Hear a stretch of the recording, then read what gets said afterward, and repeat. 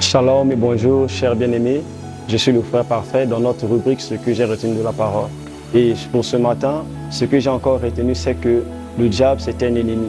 Et on a encore pu le comprendre selon le livre de Matthieu chapitre 15, le verset 23, là où on nous a montré que le Seigneur, il a sémé dans son champ, mais le diable est venu dans la nuit pour s'aimer l'ivraie au milieu du blé.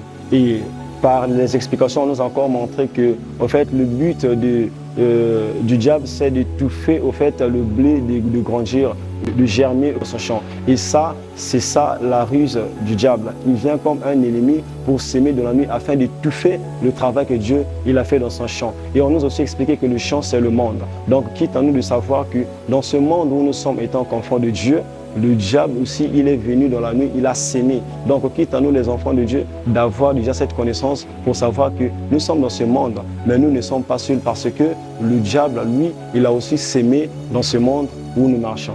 Et on a compris que le diable, il est le chef de la puissance de l'air. On a compris cela par rapport au livre d'Éphésiens, chapitre 2.